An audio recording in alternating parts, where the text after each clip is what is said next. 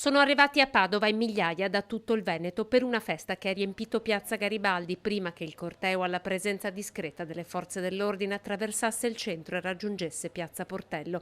Un Padova Pride che difende i diritti della comunità LGBT, dei trans, degli omosessuali, delle famiglie con due papà o con due mamme. In piazza giovani, meno giovani, studenti, famiglie italiani, stranieri.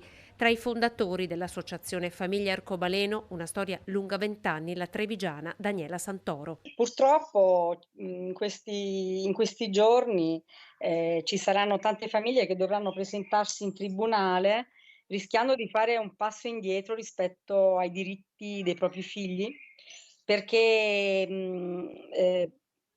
la nostra preoccupazione principale è il motivo per cui abbiamo fondato questa associazione circa 20 anni fa, è proprio dare tutele ai nostri figli. Sono 35 le famiglie a Padova per le quali oggi un tribunale dovrà decidere l'eventuale annullamento dell'iscrizione all'anagrafe dei figli, firmate dal sindaco Sergio Giordani.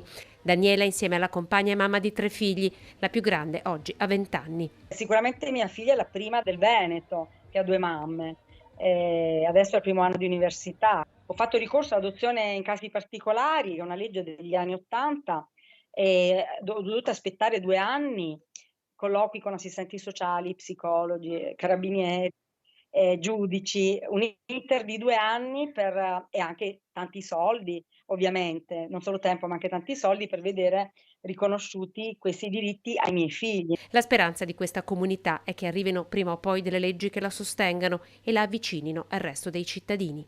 Vorremmo una legge contro le discriminazioni che è stata bocciata l'anno scorso, vorremmo un matrimonio egualitario, una forma di diritto di famiglia che equipara le famiglie omogenitoriali a quelle eterosessuali. Vorremmo una medicina più femminista che si prende davvero cura delle persone.